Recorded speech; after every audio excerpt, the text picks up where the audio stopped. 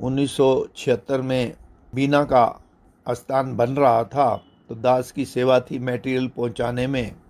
अगस्त का महीना था, बरसात का मौसम था, तो मैयर से सीमेंट लेने गए। जब सीमेंट भर के वहाँ से चले तो बहुत ज़बरदस्त बारिश, बंद होने का नाम ही नहीं ले रही थी। तो एक रास्ता तो कटनी होके आता है, वो लंबा पड़ता है, और एक रास्ता मैयर से बीच में शॉर्ट से जाता है, जो छतरपुर रोड से मिल जाता है, वो शॉर्ट रास्ता है। मगर बीच में सिंगल रोड थोड़ा टुकड़ा पड़ता है, तो सिंगल रोड से ही मैं गया, टाइम बच जाएगा। तो रास्ते में एक ट्रक खराब खड़ा था, उसके साइड से जगह थी निकलने की। मैंने जब गाड़ी निकाली, गाड़ी तो निकल गई, मगर सिंगल रोड था, रोड नहीं पकड़ रही थी, सरक रही थी गाड़ी चिकनी मिट्टी होने की वजह से। मैंने गाड़ी बंद कर दी और छोटा सा मंदिर था, गाड़ी में अगरबत्ती जगाई, गुरु महाराज जी का ध्यान किया, भजन में बैठ गया। बेनती की, महाराज जी आपकी सेवा में जीवन दान दिया है, आपकी ही सेवा कर रहे हैं, कृपा करो। अगर इस तरह बरसात होती रही तो रोड भी सारी रात में कट सकता है, तो आप इस मुसीबत से मुझे बचाओ। तो अभी भजन किए 10 मिनट ही हुए थे तो बरसात बंद हो गई। बरसात बंद होते ही वहाँ 20 आदमी इकट्ठे दिख गए, जबकि रात के समय कोई वहाँ आदमी ही नहीं था। कहते हैं कि पुलिस में, मिलिट्री में एक जैसी वर्दी, एक जैसी ऊंचाई के व्यक्ति तो बहुत मिलेंगे, मगर एक जैसी शक्ल के कोई भी नहीं मिलेंगे। जुड़वा भाइयों की भी कई बार शक्ल नहीं मिलती आपस में। तो वो 20 आदमी एक ही ड्रेस में थे, मिलिट्री वाले, एक ही ऊंचाई थी उनकी और शक्ल भी एक जैसी थी। बड़ा हैरान हो गया मैं। तो मेरे को बोला, बाबा बैठो, हम धक्का देते हैं, गाड़ी निकल जाएगी। मैंने गाड़ी स्टार्ट की, फर्स्ट गियर डाला, अभी क्लच मैंने नहीं छोड़ा, उन्होंने धक्का दिया, रोड पकड़ गई गाड़ी। और गाड़ी बंद करके मैंने कहा उनको कोई मेहनताना दे या प्रसाद दे। अब नीचे देखता हूँ तो कोई है ही नहीं। बड़ी आवाज़ें लगाई, हारन दिए, कोई नहीं आया। गुरु महाराज जी ने कृपा करके उनके रूप में मदद की।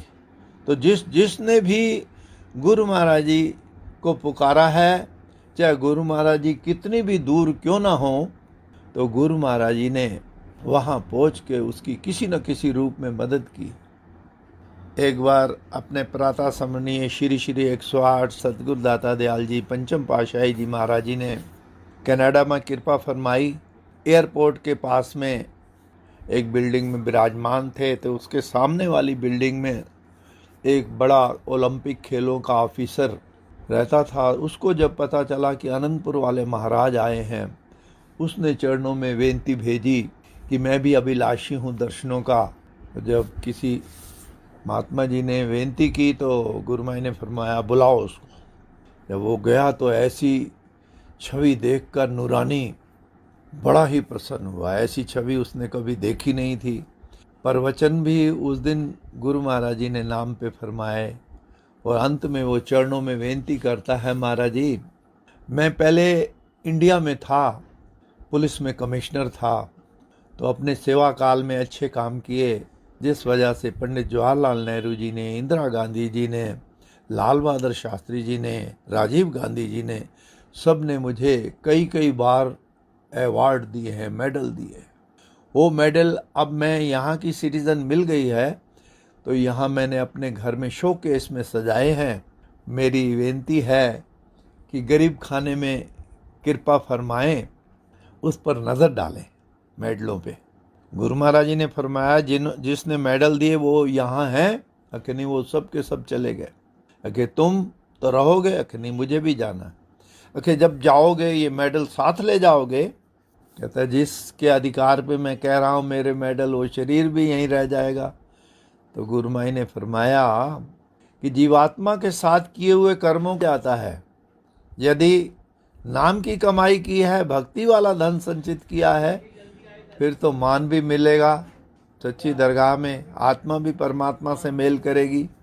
तो वचन फरमाए निरख परख और सोच समझ ले, एक दिन यहाँ से जाना है, ना कर दावा यहाँ पर अपना ये सारा मुल्क बेगाना है।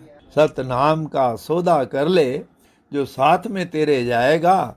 चूक गया अगर अपने काम से, तलियां मल पछता है। कि सच्चे नाम का सौदा कर ले, जो जीवात्मा के साथ जाएगा, वहाँ उसको मान दिलाएगा, इज्जत दिलाएगा, परमात्मा से मेल कराएगा। तो अगर वो सौदा नहीं एकत्र किया तो अंत में पछताएगा। तो सज्जनों, हम तो बड़े भाग्यशाली हैं जो हमें तो ऐसे महापुरुषों की संगति प्राप्त है, ऐसे दरबार में चरण शरण मिली है। हमारा फर्ज है कि हम उनकी आज्ञा मौज में चलकर नाम भक्ति की कमाई करें। और हमारी आत्मा के लिए उन्होंने बड़े सरल नियम साधन निर्धारित कर दिए हैं। सुबह शाम की श्री आरती पूजा, दरबार की निष्काम सेवा, सत्संग, सुमरण, दर्शन, ध्यान, ये 5 नियम जो भी श्रद्धा से निभाएगा तो गुरु महाराज जी की प्रसन्नता का पात्र भी बनेगा और सच्चा धन भी एकत्र करेगा। और हमारे लिए जो आज्ञा हो रखी है कि 1 घंटा भजन अभ्यास, हजूर सतगुरु दाता दयाल जी महाराज जी अपने वचनों में फरमाते हैं कि यदि कोई लगातार नहीं बैठ सकता तो आधा घंटा सुबह, आधा घंटा शाम को। और इस